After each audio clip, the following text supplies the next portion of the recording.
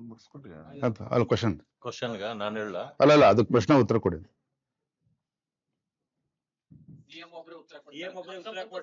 ಉತ್ತರವನ್ನ ಎರಡೂ ಸದನದಲ್ಲಿ ಮುಖ್ಯಮಂತ್ರಿ ಒಬ್ಬರೇ ಉತ್ತರ ಕೊಡೋದಕ್ಕೆ ನಿಂತ್ರೆ ನೀವು ಒಪ್ತೀರಾ ಅಂತ. ಮತ್ತೆ ಮಂತ್ರಿಗಳನ್ನ ಕರ್ತಕ ಯಾಕೆ ಮಾಡಿದ್ದೀರಾ? ಅವ್ರಿಗೆ PA, ಕಾರು, ಮನೆ, TAD, ಅವ್ರಿಗೆ ಆಫೀಸರು, IAS, IPS ಎಲ್ಲ ಏನ್ ಕೊಟ್ಟಿದ್ದೀರಾ ಅವ್ರಿಗೆ? ಸರ್ಕಾರದ ದುಡ್ಡು ಇವೆಲ್ಲ ಟ್ಯಾಕ್ಸ್ ಪೇಯರ್ಸ್ ಹಣ. ಇದು ಚಕ್ರಾಧಿಪತ್ಯ ಅಲ್ಲ, ಪ್ರಾಫಿಟಬಿಲಿಟಿ ನೋ ಅಕೌಂಟಬಿಲಿಟಿ. ಚಕ್ರಾಧಿಪತ್ಯ ಅಲ್ಲ ಇದು. ಅದೇನೋ ಬಳ್ಳಾರಿ ಅಂತ ಇದ್ರಲ್ಲ, ಹಂಗಲ್ಲ ಇದು. ಇದು ಡಾಕ್ಟರ್ ಅಂಬೇಡ್ಕರ್ ಅವರ ಸಂವಿಧಾನವನ್ನ ನೀವು ಗೌರವ ಕೊಡೋದಾದ್ರೆ, ಪುಸ್ತಕ ಇಟ್ಕೊಂಡು ಯಾವಾಗೂ ಖಾಲಿ ಪುಸ್ತಕ ಇಟ್ಕೊಂಡ್ ಬಂದಿದ್ದೀರಲ್ಲ, ಅದ್ರಲ್ಲೇನ ಬರ್ಕೊಂಬಂದು ಇಟ್ಕೊಳ್ಳಿ. ಅದ್ರಲ್ಲಿ ಏನ್ ಹೇಳಿದೆ ಸಂವಿಧಾನದಲ್ಲಿ? ಕ್ಯಾಬಿನೆಟ್ ಅಂದ್ರೆ ಏನು? ಕ್ಯಾಬಿನೆಟ್ಟಿನ ಮಂತ್ರಿಗಳಿಗೆ ಏನ್ ಪವರ್ಸ್ ಇರ್ತದೆ, ಮುಖ್ಯಮಂತ್ರಿಗಳಿಗೆ ಏನ್ ಪವರ್ಸ್ ಇರುತ್ತೆ. ಇದು ಯಾರೋ ರಾಜರ ಮಕ್ಕಳ ಆಡಳಿತ ಅಲ್ಲ, ಇದು ಚಕ್ರಾಧಿಪತ್ಯ ಅಲ್ಲ, ಇದು ಪ್ರಜಾಪ್ರಭುತ್ವ. ನಿಮ್ಮ ಹೇಳಿಕೆ ಏನಿದೆ ಅದು ಪ್ರಜಾಪ್ರಭುತ್ವ ವಿರೋಧಿ ಹೇಳಿಕೆ ನಿಮ್ದು.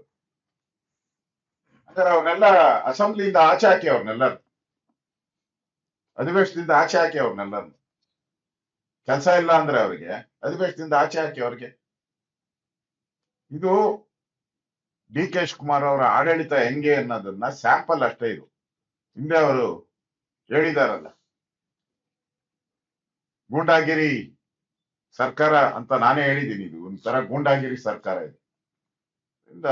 ಇದು ಬಹಳ ದಿನ ನಡೆಯಲ್ಲ. ಈಗಾಗಲೇ ರಾಜ್ಯದ ಅಧ್ಯಕ್ಷರು ನನ್ನ ವೆಬೆಕ್ಸ್ ಮೀಟಿಂಗ್ ಮಾಡಿ ನಾಳೆ ಇಡೀ ರಾಜ್ಯದ ಎಲ್ಲಾ ಜಿಲ್ಲಾ ಕೇಂದ್ರಗಳಲ್ಲಿ ಪತ್ರಿಕಾ ಸಂದರ್ಶನವನ್ನ ಮಾಡ್ತಾರೆ. ಅಲ್ಲೆಲ್ಲ ನಮ್ಮ ಶಾಸಕರು, ಎಕ್ಸ್ ಮಿನಿಸ್ಟರ್ಸು, MP ಗಳು ಎಲ್ಲರೂ ಕೂಡ ಯಾರ್ಯಾರು ಸಾಧ್ಯನೋ ಅವರೆಲ್ಲರೂ ಕೂಡ ಭಾಗವಹಿಸ್ತಾರೆ. ನಾವು ಸೀರಿಯಸ್ ಆಗಿ ತಗೊಂಡಿದ್ದೀರಿ ಅನ್ನೋದಕ್ಕೆ, ಇದನ್ನ ಯಾವುದೇ ಕಾರಣಕ್ಕೂ ಬಿಡಲ್ಲ ಅನ್ನೋದಕ್ಕೆ ಫಸ್ಟ್ ಪ್ರೋಗ್ರಾಮ್ ಇವತ್ತಿಂದ ಪ್ರಾರಂಭ. ನಾಳೆ ನಮ್ಮೆಲ್ಲ ಜಿಲ್ಲೆಗಳಲ್ಲಿ ಅದು ಪ್ರಾರಂಭ. ಅದಾದ್ಮೇಲೆ ಎಲ್ಲ ಡಿಸ್ಟಿಕ್ ಹೆಡ್ ಕ್ವಾರ್ಟರ್ಸ್ಗಳಲ್ಲಿ, DC ಗಳ ಕಚೇರಿಗಳ ಮುಂದೆ ನಮ್ಮೆಲ್ಲ ಕಾರ್ಯಕರ್ತರು, ನಮ್ಮೆಲ್ಲ MLAಗಳು, MLCಗಳು, ಪ್ರಮುಖರೆಲ್ಲರೂ ಕೂಡ ಜಿಲ್ಲಾಧಿಕಾರಿಗಳ ಕಚೇರಿ ಮುಂದೆ ಧರಣಿ ಮಾಡ್ತಾರೆ. ಅದಾದ್ಮೇಲೆ ವಿಧಾನಸಭಾ ಅಧಿವೇಶನ 13ನೇ ತಾರೀಕು ಪ್ರಾರಂಭ ಆಗ್ತೈತೆ. ನಿಮ್ಗೂ ಗೊತ್ತಿರೋ ಪ್ರಕಾರ 13ನೇ ತಾರೀಕು ಸಿಟ್ಟಿಂಗ್ ಮೆಂಬರ್ಸ್ ಹತ್ತಿರೋದ್ರಿಂದ ಏನು ನಡೆಯಲ್ಲ. ಅದಾದ್ಮೇಲೆ ಸ್ಪೀಕರ್ ಎಲೆಕ್ಷನ್ ಇದೆ. ಸ್ಪೀಕರ್ ಎಲೆಕ್ಷನ್ ಆದ್ಮೇಲೆ ಮೋಸ್ಟ್ಲಿ ಸೋಮವಾರದಿಂದ ಅಧಿವೇಶನ ಪ್ರಾರಂಭ ಆಗ್ತೈತೆ. ತಾವ್ ಹೇಳಿದಿರ ನಾಗೇಂದ್ರ ವಿಚಾರ ವಿಧಾನಸಭೆ ಒಳಗಡೆ ಏನ್ ಮಾಡ್ತೀರಾ ಅಂತ. ಹೊರಗಡೆನೂ ಈಗಾಗಲೇ ನಾವು ಪ್ರಾರಂಭ ಮಾಡಿದ್ರಿ. ವಿಧಾನಸಭೆ ಒಳಗಡೆ ಕಳೆದ ಬಾರಿ ನಾಗೇಂದ್ರ ಅವ್ರನ್ನ ಯಾಕೆ ಕಿಕ್ಔಟ್ ಮಾಡಿದ್ರಿ, ಯಾಕೆ ಥ್ರೋಔಟ್ ಮಾಡಿದ್ರಿ, ಈಗ ಯಾಕೆ ವಾಪಸ್ ತಗೊಂತಾ ಇದ್ದೀರಾ? ರೀಸನ್ ಬೇಕಲ್ಲ.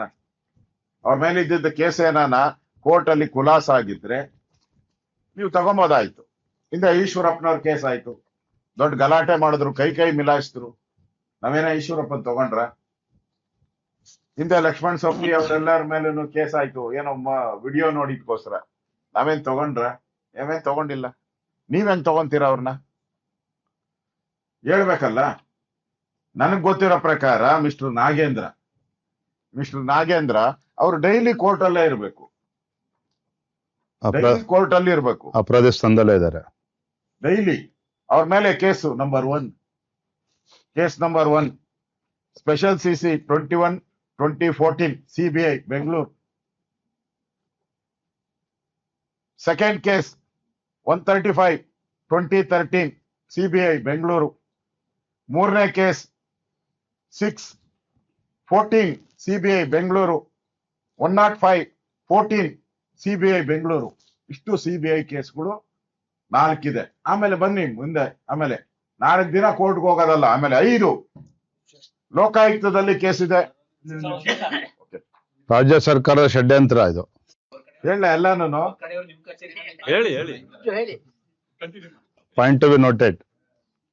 5 ಸ್ಪೆಷಲ್ ಇದು ಲೋಕಾಯುಕ್ತದಲ್ಲಿ SIT 551, 6ನೇ ಕೇಸು ಲೋಕಾಯುಕ್ತ 596 ಕೇಸ್ ನಂಬರ್, 7ನೇದು 2079 ಲೋಕಾಯುಕ್ತ SIT 12, 16ನೇ ಇಸ್ವಿ SIT 16ನೇ ಇಸ್ವಿ SIT 16ನೇ ಇಸ್ವಿ Lokayukta SIT 22 SIT 16 SIT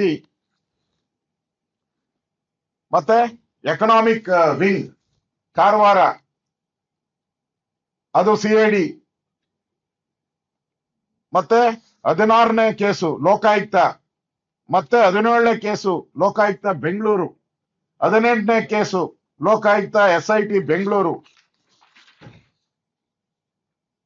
19ನೇ case Lokayukta Bengaluru, 20ನೇ ಕೇಸು ಲೋಕಾಯುಕ್ತ ಬೆಂಗಳೂರು, 21ನೇ case Lokayukta Bengaluru, 22 Bengaluru, 23 SIT Bengaluru, 24 1099 2024 ED Valmiki, 25ನೇ ಕೇಸು, 26ನೇ ಕೇಸು ಚೆನ್ನೈ CBI, ಕರ್ನಾಟಕ ಬಿಟ್ಟು ಚೆನ್ನೈಗೂ ಹೋಯ್ತು, 27 Chennai CBI, 28 Chennai CBI, 29 CBI Valmiki ST development, 30ನೇದು ಏನು ಕಾರ್ ಜರ್ಮನ್ ಟೆಕ್ನಿಕಲ್ ಟ್ರೈನಿಂಗ್ ಇನ್ಸ್ಟಿಟ್ಯೂಟ್ ಅದರ case, 31 registered against the bank officials CBI case. ಒಟ್ಟು 31 ದಿನ. ನನ್ಗೆ ಗೊತ್ತಿಲ್ಲ ತಿಂಗಳಿಗೆ ಎಷ್ಟು ದಿನ, 31 ದಿನ ಇದೆ. 31 ದಿನ 31 ಕೇಸ್ ಇದೆ.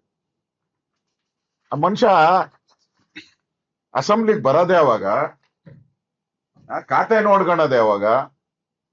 ಇಷ್ಟು ಕೇಸು 30 ದಿನಕ್ಕೆ 31 ಕೇಸ್ ಐತೆ. Plus 4 CBI. ಎಲ್ಲ ಲಿಸ್ಟೇ ಕೊಟ್ಬಿಡ್ತೀನಿ ಏ ಇರೋದೇ ಸಾಕು, ಬತ್ನೆ ಆಡ್ ಮಾಡ್ಬೇಡ. ಇಷ್ಟು ಕೇಸವೇ ಕಾಂಗ್ರೆಸ್ ಅವ್ರಿಗೆ ಏನಾನ ಮಾನ ಮರ್ಯಾದೆ ಇದೆಯಾ?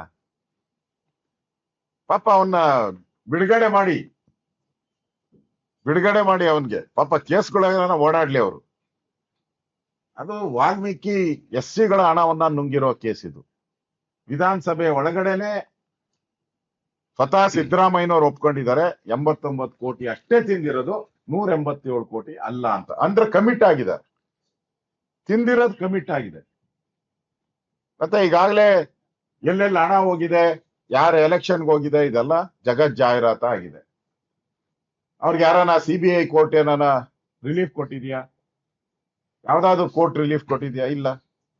ಅದ್ರ ಮಧ್ಯೆ ಅವರು ಎಲ್ಲೆಲ್ಲೋ ಡೆಲ್ಲಿ ಅಲ್ಲಿ ಇಲ್ಲಿ ಹೋಗಿ ಬಂದಿದ್ದಾರೆ ಅಂತೇಳಿ ಮಾಧ್ಯಮದಲ್ಲೆಲ್ಲ ಬಂದಿದೆ. ಈಗೇನೋ ನೆನ್ನೆ ರಿಲೀಫ್ ಕೊಟ್ಟಿದ್ದಾರೆ, ಅದ್ ಬೇರೆ ಪ್ರಶ್ನೆ. ಹೋಗಿರೋದೆಲ್ಲ ಹೋಗಿದಾರಲ್ಲ. ಮತ್ತೆ ಇಷ್ಟು ದಲಿತರ ಅಮೌಂಟ್ ಅನ್ನ ನುಂಗಿರುವಂತವ್ರನ್ನ ನೀವು ಕ್ಯಾಬಿನೆಟ್ ಅಲ್ಲಿ ಇಟ್ಕೊಂಡ್ರೆ ಇಡೀ ಕ್ಯಾಬಿನೆಟ್ ಕರಪ್ಟ್ ಅಂತ ಆಗುತ್ತೆ. ಅದಕ್ಕೆ ಯಾವುದೇ ಕಾರಣಕ್ಕೂ ಇಂಥ ಒಬ್ಬ 31 ಕೇಸು, ದಿನ ಕೋರ್ಟು, ದಲಿತರ ಹಣ ನುಂಗಿರುವಂತದ್ದು, ಇದ್ರ ಮಧ್ಯೆ ಇವನ್ನ ತಗೊಂಡಿದ್ದೇ ದೊಡ್ಡ ಅಪರಾಧ. ಮೋಸ್ಟ್ಲಿ ಅವನ್ ಬ್ಲಾಕ್ ಮೇಲ್ ಮಾಡಿರ್ಬೇಕು, ಕಾಂಗ್ರೆಸ್ಗೆ ಬ್ಲಾಕ್ ಮೇಲ್ ಮಾಡಿರ್ಬೇಕು. ಯಾಕೆಂದ್ರೆ ಈ ಹಣ ಎಲ್ಲ ಅವರ ನಿರ್ದೇಶನ, ಆಗ ಕಾಂಗ್ರೆಸ್ ಅಧ್ಯಕ್ಷರಾಗಿದ್ದವರು DK ಶಿವಕುಮಾರ್ ಅವರು, ಅವ್ರ ನಿರ್ದೇಶದ ಮೇಲೆ ಯಾವ್ಯಾವ ಕಾನ್ಸ್ಟಿಟ್ಯೂನ್ಸಿಗೆ ಎಷ್ಟೆಷ್ಟು ಹಣ ಕೊಡಬೇಕು ಅಂತ ಹೇಳಿ ಕೊಟ್ಟಿರ್ಬೋದು ಮೋಸ್ಟ್ಲಿ. ಅದರಿಂದ ಮತ್ತೆ ಅಟಕ್ ಬಿದ್ದು ತಗೊಂಡಿದ್ದಾರೆ. ಅದರಿಂದ ಕೂಡಲೇ ಅದನ್ನ ರದ್ದು ಮಾಡಿಲ್ಲ ಅಂದ್ರೆ ಅಧಿವೇಶನ ನಡೆಯಕ್ಕೆ ಬಿಡೋ ಪ್ರಶ್ನೆನೇ ಇಲ್ಲ. ಯಾವುದೇ ಕಾರಣಕ್ಕೂ ಅಧಿವೇಶನ ನಡೆಯಕ್ ಬಿಡಲ್ಲ. ಬರ್ದಿಟ್ಕೊಳ್ಳಿ ಕಾಂಗ್ರೆಸ್ ಅವರೇ, ಬರ್ದಿಟ್ಕೊಳ್ಳಿ DK ಶಿವಕುಮಾರ್ ಅವರೇ, ಯಾವುದೇ ಕಾರಣಕ್ಕೂ ಅಧಿವೇಶನ ನಡೆಯಕ್ ಬಿಡಲ್ಲ. ಇಂಥ ಭ್ರಷ್ಟ ಮಂತ್ರಿನ ಇಟ್ಕೊಂಡು ನೀವು ಅಧಿವೇಶನ ಫೇಸ್ ಮಾಡಕ್ಕೆ ನಿಮ್ಗೆ ಯಾವ ನೈತಿಕತೆನೂ ಇಲ್ಲ ಅನ್ನೋ ಮಾತನ್ನ ನಾವ್ ಹೇಳ್ತಾ ಇದ್ದೀವಿ. ಉಳಿದಂತ ಅಧಿವೇಶನದಲ್ಲಿ ಏನೇನು ಚರ್ಚೆ ಮಾಡ್ಬೇಕು ಅದೆಲ್ಲ ಈಗಾಗಲೇ ಮೊನ್ನೆ ನಡೆದಂತ ನಮ್ಮ BJP ಪ್ರಮುಖರ ಸಭೆ ಮತ್ತು JDS ಜೊತೆ ನಡೆದ ತೀರ್ಮಾನ ಮಾಡಿದಿರಿ. ಅದರಲ್ಲಿ ಬಿಡದಿನೂ ತಗೊಂತೀರಿ. ಆದ್ಮೇಲೆ ಪೆನ್ಷನ್ ಹಣ ಕೊಡದೇ ಇರುವಂತಹದ್ದನ್ನು ವಿಚಾರಗಳಿದೆ. ಮತ್ತೆ ಇಂಪಾರ್ಟೆಂಟ್ ಬರ ಬರದ್ದು ಬಗ್ಗೆನೂ ಕೂಡ ನಾವು ಚರ್ಚೆ ಮಾಡೋ ರೀತಿ. ಅದೇ ರೀತಿ ಜನ್ಜಿಗಳಿಗೆ ಸಂಬಂಧಪಟ್ಟಂತ KPSC ಹಗರಣ ಏನಿದೆ ಅದನ್ನು ಕೂಡ ಇದರಲ್ಲಿ ಚರ್ಚೆಗೆ ನಾವು ತಗೊಳಕ್ಕೆ ಎಲ್ಲ ಪಟ್ಟಿ ಮಾಡಿದಿರಿ. ಸುಮಾರು 7-8 ಪಟ್ಟಿ ಇದೆ. ಅವೆಲ್ಲ 1 by 1 ತಗೊಂತೀವಿ. ಅದಕ್ಕೆ ಸರ್ಕಾರಕ್ಕೆ ಏನಾದ್ರು ಕರೆಕ್ಟ್ ಆಗಿ ಅಧಿವೇಶನ ನಡೆಸ್ಬೇಕು. ಯಾಕಂದ್ರೆ ಅವ್ರ ಜವಾಬ್ದಾರಿ ನಡೆಸುವಂತದ್ದು, ಅವ್ರ ಜವಾಬ್ದಾರಿ ಇದೆ. ಅದಕ್ಕೆ ನಡೆಸ್ಬೇಕು ಅಂತ ಹೇಳಿದ್ರೆ ನೀವು ಕೂಡ್ಲೆ ಈಗ್ಲೇ ಇವತ್ತೇ ಅವ್ರನ್ನ ಕೈ ಬಿಡಿ. ಇಲ್ಲ ಅಂದ್ರೆ ಈ ಭ್ರಷ್ಟ ಸರ್ಕಾರ ವಿರುದ್ಧವಾದಂತ ನಮ್ಮ ಹೋರಾಟ ನಿರಂತರವಾಗಿ ಕ್ರೈನಲ್ಲೆಲ್ಲ ಹಾರ ಹಾಕ್ತಾ ಇದ್ದಾರೆ ನಾಗೇಂದ್ರಿಗೆ. ಹಾ? ಕ್ರೈನಲ್ಲೆಲ್ಲ ಹಾರ ಹಾಕ್ತಾ ಇದ್ದಾರೆ ನಾಗೇಂದ್ರ ಅವರಿಗೆ. ಅದೇ ಕ್ರೈನಲ್ಲೇ ಕಳಿಸ್ಬಿಡಿ ಅವ್ರನ್ನ. ಬಟ್ ಮುಖ್ಯಮಂತ್ರಿಗಳು ಇದನ್ನ ಸಮರ್ಥಿಸ್ಕೊಳ್ತಾ ಇದ್ದಾರೆ. ಏನಂದ್ರೆ ಬಿಜೆಪಿ JDS ಸೇರಿದಂತೆ ಬಹುತೇಕರ ಮೇಲೆ ಕೇಸ್ ಇದೆ. ಬಹುತೇಕ ಜನ ಬೇಲಲ್ಲೇ ಹೊರಗಡೆ ಇದ್ದಾರೆ. ಅವರೆಲ್ಲ ಶಾಸಕರಾಗಿದ್ದಾರೆ, ಸಚಿವರು ಆಗಿದ್ದಾರೆ.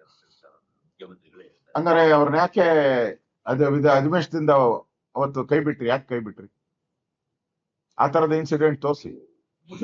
ಯಾಕಂದ್ರೆ ಇದೇ ಅಧಿವೇಶನ ತಾನೆ, ಬೇರೆ ಅಧಿವೇಶನ ಆದ್ರೆ ಪರವಾಗಿಲ್ಲ. ನೆಕ್ಸ್ಟ್ ಎಲೆಕ್ಷನ್ ಆಗಿ ಇನ್ನೊಂದು ಅಧಿವೇಶನ ಬಂದ್ರೆ ಅವಾಗ ಅದು ಸಪರೇಟ್.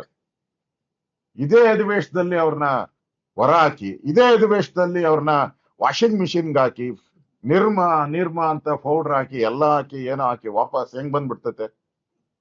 ಹೆಂಗ್ ಸಾಧ್ಯ? ಮತ್ತೆ ಚುನಾವಣೆಗೆ ಹೋಗಿ ಏನೋ ಮತ್ತೆ ಹೊಸ ಅಸೆಂಬ್ಲಿ ಬಂದ್ರೆ ಹೊಸ ಮುಖ್ಯಮಂತ್ರಿ ಏನಾರು ಬಂದಿರ್ತದೆ, ಹೊಸ ಸರ್ಕಾರಗಳು ಬಂದಿರುತ್ತೆ. ಇದೇನಲ್ಲ, ಇದೇ ಅಸೆಂಬ್ಲಿ ಇದೇ ಅಧಿವೇಶನದಲ್ಲಿ ಅವ್ರನ್ನ ಹೊರಗಾಕಿರೋದು. ಯಾವ ಮುಖ ಇಟ್ಕೊಂಡು ತಗೊಂತೀರಾ?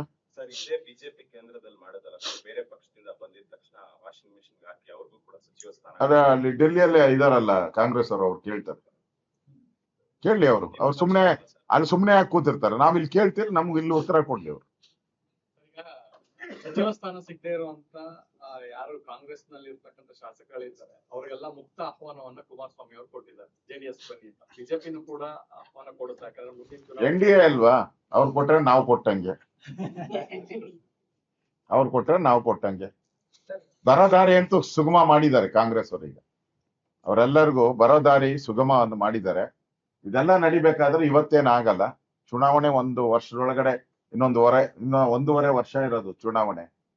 1.5 ವರ್ಷದ ಇನ್ನೊಂದು 6 ತಿಂಗಳಾದ್ಮೇಲೆ ಈ ಪ್ರೋಸೆಸ್ ಶುರು ಆಗ್ತೈತೆ. ಬರೋದಂತೂ ಗ್ಯಾರಂಟಿ.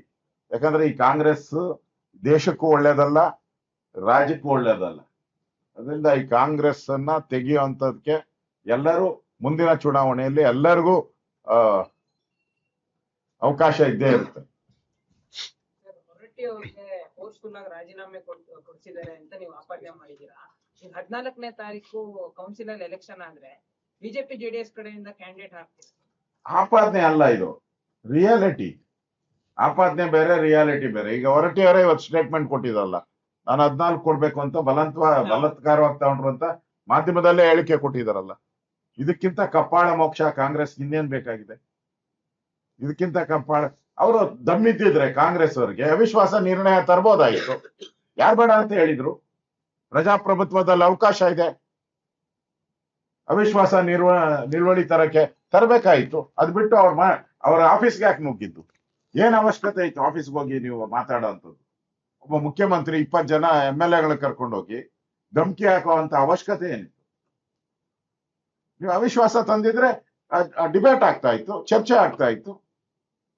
ಡಿಬೇಟ್ ಅಲ್ಲಿ ಏನು ಹೊರಹೊಮ್ತಾ ಇತ್ತು, ಅದ್ರ ಪ್ರಕಾರ ಸಂವಿಧಾನದ ಪ್ರಕಾರ ನಡೀತಾ ಇತ್ತು. That is the rule. ಆ ರೂಲ್ ಅನ್ನ ಬಿಟ್ಟು ನೀವು ಅವ್ರ ಚೇಂಬರ್ಗೆ ನುಗ್ಗಿದ್ದು ಫಸ್ಟ್ ಅಪರಾಧ. ಅವ್ರ ಒತ್ತಡ ಹಾಕಿರೋದು 2ನೇ ಅಪರಾಧ. ಬಲಾತ್ಕಾರ ಸಹಿಸ ಹಾಕಿರೋದು 3 ಅಪರಾಧ. ಈ 3 ಅಪರಾಧ ನಿಮ್ಮೇಲೆ ಇದೆ ಸರ್. ಹಾಗಾದ್ರೆ ಈಗ ಒದ್ದು ಕಿತ್ಕೊಂಡಿದ್ದ ಸರ್? ಒದ್ದು ಕಿತ್ಕೊಂಡಿದ್ದ? ಆಲ್ಮೋಸ್ಟ್ ಆಲ್ ಒದ್ದು ಕಿತ್ಕೊಂಡಿದ್ದೆ, ಪ್ರಶ್ನೆನೇ ಇಲ್ಲ ಅದ್ರಲ್ಲಿ. ಕ್ಯಾಂಡಿಡೇಟ್ ಹಾಕ್ತೀರಾ? ಅಂದ್ರೆ ಮಿಸ್ಟರ್ ಮಧು, ಅವ್ರ ಪರಂಪರೆನೇ ಹಂಗೆ. ಅವ್ರ ಒದ್ದೆ SM ಕೃಷ್ಣ ಹತ್ರ ಬಾಗಿಲು ಒದ್ದೆ ಕಿತ್ಕೊಂಡಿದ್ದು. ಈಗ ಮೊನ್ನೆ ಮುಖ್ಯಮಂತ್ರಿ ಪದವಿನೂ ಕೂಡ ಸಿದ್ದರಾಮಯ್ಯ ಮನೆ ಬಾಗಿಲು ಒದ್ದೆ ಕಿತ್ಕೊಂಡಿದ್ದು. ಈ ಸ್ಪೀಕರ್ ಸಭಾಪತಿನೂ ಒದ್ದೆ ಕಿತ್ಕೊಂಡಿರೋದು. ಕ್ಯಾಂಡಿಡೇಟ್ ಹಾಕ್ತೀರಾ ಸರ್ ಬಿಜೆಪಿ? ಅದನ್ನ ನಮ್ಮ ಪಾರ್ಟಿಯಲ್ಲಿ ಚರ್ಚೆ ಮಾಡ್ತೀವಿ. Thank you. ಸಾಕ್ ಬಿಡಪ್ಪ. ಒಟ್ಟಾರೆ ಬರ ಅಧ್ಯಯನ ಮಾಡೋದಕ್ಕೆ ಬೆಂಗಳೂರ್ದು ಒಂದಿದೆ ಹೇಳ್ಬಿಡು. ಮಾತಾಡ್ ಬೆಂಗಳೂರು. ಒಂದೇ ಕಾಂಗ್ರೆಸ್ ಅವರು ಸ್ವಚ್ಛ ಬೆಂಗಳೂರು ಹೆಸರಲ್ಲಿ ಕಾಂಗ್ರೆಸ್ಸಿನ ಹೊಸ ಲೂಟಿಯನ್ನ ಪ್ರಾರಂಭ ಮಾಡಿದ್ದಾರೆ. ನಮ್ಗೆ ಬೆಂಗಳೂರನ್ನ ಸ್ವಚ್ಛವಾಗಿಡ್ತೀನಿ, ಅದೇನೋ ಸ್ವತಂತ್ರ, ಕಸದ ಸ್ವತಂತ್ರ ಅಂತಂದೆ.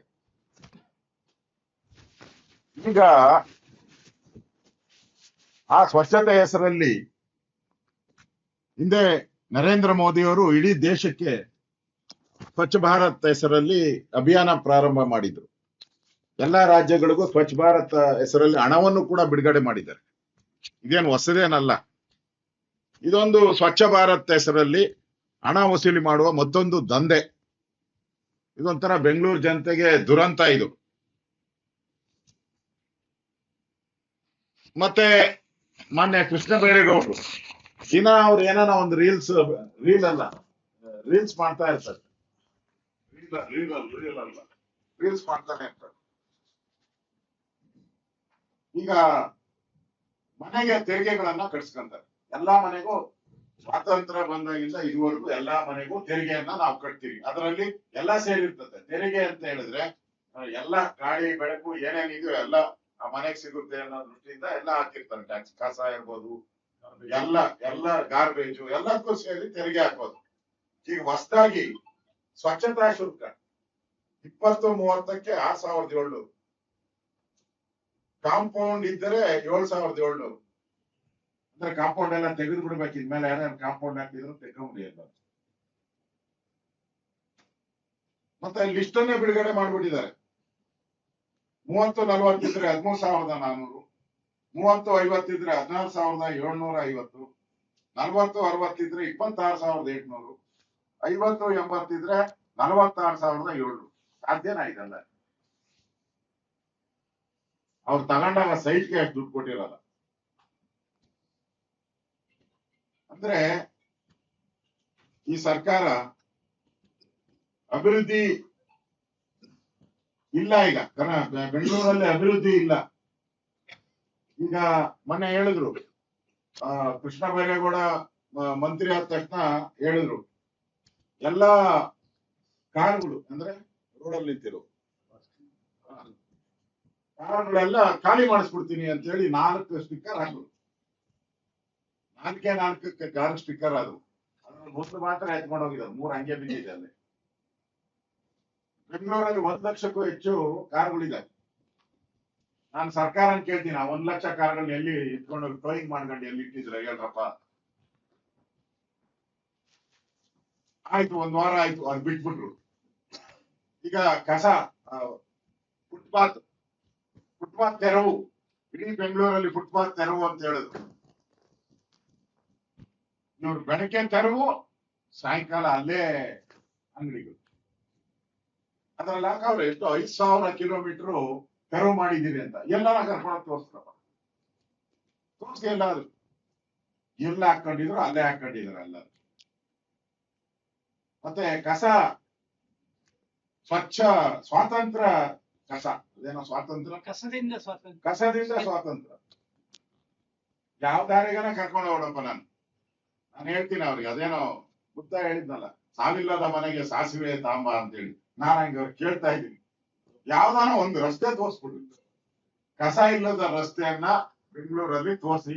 ಕೃಷ್ಣ ಬೈರೇಗೌಡ್ರೆ, ಡಿ.ಕೆ. ಶಿವಕುಮಾರ್ ಅವ್ರು ಏನ್ ಡಿ.ಕೆ. ಶಿವಕುಮಾರ್ ಅದೇನೋ ಒಂದು ಮಕ್ರಿ ತಗೊಂಡೋಗಿ ಒಳಕಾಕಿದ್ದು, ಅದೇ ಫೋಟೋ ಬಂದಿತ್ತು.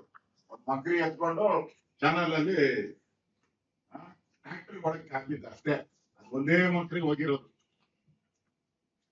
ಲಕ್ಷಾಂತರ ಕೋಟ್ಯಾಂತರ ಮಕ್ರಿ ಬಂದು ಎಲ್ಲ ಅಲ್ಲೇ ಬಿದ್ದಿದ್ರು. ಇದು ಈ ಸರ್ಕಾರದ ದುಡ್ಡೇ ಇಲ್ಲ ಇವ್ರ ಹತ್ರ. 5 ತಿಂಗಳಿಂದ ಹೇಳ್ಬೇಕಾಯ್ತು ಅಧ್ಯಕ್ಷರು, ಅದನ್ನ ಮೊನ್ನೆ ಮೀಟಿಂಗ್ ಅಲ್ಲಿ ಹೇಳಿದ್ರು. ಪೆನ್ಷನ್ ಕೊಟ್ಟಿಲ್ಲ, 5 ತಿಂಗಳಿಂದ ಪೆನ್ಷನ್ ಬಂದಿಲ್ಲ. ಸುಮಾರು 20-25 ಲಕ್ಷ ಜನಕ್ಕೆ ಪೆನ್ಷನ್ ಹೊಟ್ಟವ್ರು ಕೊಡ್ತಾ ಇಲ್ಲ. ರೇಷನ್ ಕಾರ್ಡ್ ತೆಗೆದಿದ್ದಾರೆ. ಸುಮ್ನೆ ಒಂದೊಂದು ಡೈಲಿ ಒಂದೊಂದು ಪ್ರೋಗ್ರಾಮ್ ಅನೌನ್ಸ್. ಬ್ರ್ಯಾಂಡ್ ಬೆಂಗಳೂರು ಆಯ್ತು, ಏನ ಉದ್ಧಾರ ಆಯ್ತಾ? ಬ್ರ್ಯಾಂಡ್ ಬೆಂಗಳೂರು ಏನಾನ ಒಂದು, ಬ್ರ್ಯಾಂಡ್ ಬೆಂಗಳೂರು ಏನಾನ ಒಂದು ಪ್ರಾಜೆಕ್ಟ್ ಏನಾನ ತೋರ್ಸ. ಕನಾಲ್ ರೋಡ್ ಅಲ್ಲಿ ಅಂಬಾನಿ ಅದಾನಿ ಏನು ನರೇಂದ್ರ ಮೋದಿ ಅವರ ಜೊತೆ ಇದ್ದಾರೆ ಅಂತ ಇಲ್ಲಿ ಅದೇ ಯಾಕ್ ಕೊಟ್ಟಿದ್ದೀರಾ? ಹೆಸರು ಬಹಿರಂಗ ಪಡಿಸಿ sir. Mister D K Shivakumar ಹೆಸರು ಬಹಿರಂಗ ಪಡಿಸಿ ಯಾವ ಕಾಂಟ್ರಾಕ್ಟ್ ಕೊಟ್ಟಿದ್ದೀರಾ ಅಂತ ದಯವಿಟ್ಟು ಹೇಳಿ. ನಿಮಗೆ ಕೊಟ್ಟಿದ್ನಲ್ರಿ ಅಲ್ಲಿ ನೋಡಿದ್ರೆ ನರೇಂದ್ರ ಮೋದಿನ ಮತ್ತೆ ಹಿಗ್ಗಾಮುಗ್ಗ ರಾಹುಲ್ ಗಾಂಧಿ ದಿನ ತೆಗಳ್ತಾರೆ. ಅವ್ರದೇ ಎಲ್ಲರಿಗೂ ಕಾಂಟ್ರಾಕ್ಟ್ ಅಲ್ಲ ಅವ್ರಿಗೆ ಅಂತ. ನಿಮ್ಮ ಸರ್ಕಾರ ಅಲ್ಲ, ಇಲ್ಲಿ ಯಾರು ಕೊಟ್ಟಿದ್ದೀರಾ ನೀವು ಹೇಳಿ. ಮತ್ತು 7 ಕಿಲೋಮೀಟರ್ ರಸ್ತೆಯಲ್ಲಿ 350 ಗುಂಡಿ ಉದ್ಯಮಿ ಮಜುಮ್ದಾರ್ ಶಾ ಕಿಡಿ. ನಾವಲ್ಲ, ಇವ್ರ ಮೀಟಿಂಗ್ ಮಾಡ್ತಾರಲ್ಲ IT ಸೆಕ್ಟರ್ ಅವ್ರು ಎಷ್ಟು 7 ಕಿಲೋಮೀಟರ್ ಅಲ್ಲಿ 350 ಅಂತೆ ಲೆಕ್ಕ ಹಾಕೊಳ್ಳಿ. ಇನ್ನ ಬೆಂಗಳೂರಲ್ಲಿ ಎಷ್ಟು ಲಕ್ಷ ಕಿಲೋಮೀಟರ್ ರಸ್ತೆ ಇದೆ, ಎಷ್ಟು ಗುಂಡಿಗಳಿರ್ಬೇಕು. ಅದರಿಂದ ಇವತ್ತು ಈ ಆಸ್ತಿ ತೆರಿಗೆ ಏನಾಗ್ತಾ ಇದ್ದೀರಾ, ಸ್ವಚ್ಛತೆ ಹೆಸರಲ್ಲಿ ಏನು ಖಾಲಿ ಸೈಟ್ಗಳಿಗೆ ತೆರಿಗೆಯನ್ನ ಹಾಕ್ತಾ ಇದ್ದೀರಾ, ಇದು ಅಕ್ಷಮ್ಯ ಅಪರಾಧ. ಈಗಾಗಲೇ ಮನೆ ಟ್ಯಾಕ್ಸ್ ಅನ್ನ ಕಲೆಕ್ಟ್ ಮಾಡಿದ್ಮೇಲೆ ನಿಮ್ಗೆ ಯಾವುದೇ ಅಧಿಕಾರ ಇಲ್ಲ. ಇದನ್ನ ಫ್ಲಾಟ್ಗಳಂತೂ ಯಾರು ಫ್ಲಾಟ್ಗಳಲ್ಲಿ ವಾಸ ಮಾಡ್ತಾರೆ ಪಾಪ ಹಿರಿಯ ನಾಗರಿಕರು, ಅವರಂತೂ ಜೀವ ಇಟ್ಬಿಟ್ಟಿದ್ದಾರೆ. ಮೊದಲು ಒಂದ್ ಫ್ಲಾಟ್ಗೆ 40 ರೂಪಾಯಿ ಕಸಕ್ಕೆ ಕೊಡ್ತಾ ಇದ್ರು, ಈಗ 400 ರೂಪಾಯಿ ಮಾಡಿದ್ದಾರೆ. 40 ರೂಪಾಯಿ ಕೊಡ್ತಾ ಇದ್ದು ಒಂದೇ ಸರಿ 400 ರೂಪಾಯಿ ಮಾಡಿದ್ದಾರೆ. ಅದಕ್ಕೆ ಸ್ಪೆಷಲ್ ಟೆಂಡರ್, ಅದಕ್ಕೆ ಸ್ಪೆಷಲ್ ಕಾಂಟ್ರಾಕ್ಟ್. ಅಂದ್ರೆ ಎಲ್ಲ ಪೇಮೆಂಟ್ ಗಿರಾಕಿಗಳೇ, ಇವರೆಲ್ಲ ಕಸದ ಎಲ್ಲ ಪೇಮೆಂಟ್ ಸರ್ಕಾರಕ್ಕೆ ಇಷ್ಟ ಹಣ ಕೊಡ್ಬೇಕು, ದುಡ್ಡು ನಿಮ್ಗೆ. ಈ ರೀತಿ ಬೆಂಗಳೂರು ಜನರನ್ನ ಸುಲಿಗೆ ಮಾಡ್ತಾ ಇದ್ದಾರೆ. ಈ ದರೋಡೆ ಒಂದ್ ರೀತಿ ಜನ ತೀರ್ಮಾನ ಮಾಡ್ತಾರೆ. ಫ್ರೀಡಮ್ ಅದೇನೋ ಫ್ರೀಡಮ್ ಕಸದಿಂದ ಸ್ವಾತಂತ್ರ್ಯ. ಕಸದಿಂದ ಸ್ವಾತಂತ್ರ್ಯ, ಫ್ರೀಡಮ್ ಫ್ರಮ್ ಕಾಂಗ್ರೆಸ್ ಅಂತ ಅಭಿಯಾನ ಶುರುವಾಗಿದೆ. Freedom Congress, freedom from Congress. GBA election ಮಾಡಿದ್ರೆ ಜನ ಫ್ರೀಡಮ್ ಫ್ರಮ್ ಕಾಂಗ್ರೆಸ್ ಅಂತ ಮುನ್ನುಡಿ ಬರೆಯಕ್ಕೆ ಅವರು ತಯಾರಾಗಿದ್ದಾರೆ. ಎಚ್ಚರಿಕೆಯನ್ನ ನಾನು ಕೊಡ್ತಾ ಇದ್ದೀನಿ. ಕೂಡಲೇ ಈ ಅನಾಗರಿಕ ಟ್ಯಾಕ್ಸ್ ಗಳನ್ನ ಏನ್ ಹಾಕಿದ್ರೆ ಇದನ್ನ ವಾಪಸ್ ಪಡಿಬೇಕು ಅನ್ನೋ ಆಗ್ರಹವನ್ನ ಬಿಜೆಪಿ ಕರ್ನಾಟಕ ಮಾಡುತ್ತೆ. ಖಾಲಿ ಸೈಟ್ಗಳ ನಿರ್ವಹಣೆಯನ್ನ ಹಂಗಾರೆ ಮಾಡೋದ್ ಬೇಡವಾ ಸರ್? ಅಂದ್ರೆ ಓನರ್ಗಳಿಗೆ ಅವರು ಅದನ್ನ ಟ್ಯಾಕ್ಸ್ ರೂಪದಲ್ಲಿ ಹೇಳ್ತಿದ್ದಾರೆ. ಖಾಲಿ ಬಿಟ್ಟು ವರ್ಷಾಂತರಗಳ ಕಾಲದಿಂದ ಖಾಲಿ ಬಿಟ್ಟಿರ್ತಾರೆ ಅನ್ನೋದಕ್ಕೆ ಗಲೀಜ್ ಇರ್ತದೆ. ಅದನ್ನ ಕ್ಲೀನ್ ಮಾಡಕ್ಕೆ ಓನರ್ಗಳಿಗೆ ಅವ್ರಿಗೆ ಟ್ಯಾಕ್ಸ್ ಇದು ಮಾಡ್ತಿದ್ದಾರೆ. ಅದು ಟ್ಯಾಕ್ಸ್ ಮನೆ ಸೈಟ್ ಟ್ಯಾಕ್ಸ್ ಕೊಟ್ಟಿರ್ತಾರಲ್ಲ, ಸೈಟ್ ಟ್ಯಾಕ್ಸ್ ಕೊಡ್ತಾರೆ ಸರ್, ನಿರ್ವಹಣೆ ರಿಜಿಸ್ಟ್ರೇಷನ್ ಟ್ಯಾಕ್ಸ್ ಕೊಡ್ತಾರ. ನಿರ್ವಹಣೆ ಮಾಡಿರಲಿಲ್ಲ ಸರ್. ವರ್ಷಾನುಗಟ್ಟಲೆ ಅದಕ್ಕೆ ಮಾಡಿ ಗಲೀಜ್ ಬಿದ್ದಿರ್ತದೆ. ಮನೆ ಅಕ್ಕಪಕ್ಕ ಇದ್ದ ಸಂದರ್ಭದಲ್ಲಿ ಒಂದಷ್ಟು ವೇಸ್ಟ್ಗಳು ಬಿದ್ದಿರ್ತದೆ, ಅಕ್ಕಪಕ್ಕ ಸಮಸ್ಯೆ ಆಗುತ್ತೆ. ಡಿ ಕೆ ಶಿವಕುಮಾರ್ ಹೇಳಿದ್ರ ಇಲ್ಲ ಸರ್, ಅಧಿಕೃತವಾಗಿ ಸರ್ಕಾರದ ಇದರಲ್ಲೇ ಹೊಟ್ಟಿದೆ. ಹೇಳ್ತೀನಿ ಕೇಳ. ಅದಕ್ಕೆ ಸಬ್ ರಿಜಿಸ್ಟ್ರಾರ್ಸ್ ಅಲ್ಲಿ 7.5% ಟ್ಯಾಕ್ಸ್ ಕಟ್ತಾರೆ, ಕೋಟ್ಯಾಂತರ ರೂಪಾಯಿ. ಆಮೇಲೆ ಪ್ರತಿ ವರ್ಷನೂ ಕೂಡ ಸೈಟ್ ಟ್ಯಾಕ್ಸ್ ಕಟ್ತಾರೆ. ಯಾರ್ಯಾರು ಹಂಗೆ ಮನೆ ಕಸ ಹಾಕಿದಾರೋ ಅವ್ರ ಫೈನ್ ಹಾಕಕ್ಕೆ ಕಾನೂನಲ್ಲಿ ಅವಕಾಶ ಇದೆಯಲ್ಲ. ಅದನ್ನೇ ಸರ್ ಮಾಡ್ತಿರೋದು. ಎಲ್ಲಿ ಫೈನ್ ಹಾಕಿದ್ದೀರಾ ನೀವು? ಫೈನ್ ನೀವು ಮಾಡದೇ ಇದ್ದರೆ ಅದರ ಮೇಲೆ ಇಲ್ಲ ಎಲ್ಲ ಸೈಟ್ಗೂ ಹಾಕ್ಬಿಟ್ಟಿದ್ದಾರೆ. ನೋಡಿ, ಕಾಪಿ ಕಳ್ಸ್ಕೊಡ್ತೀನಿ. ಆರ್ಡರ್ ಕಾಪಿ ಬೇಕಾ? Greater Bengaluru authority public notification.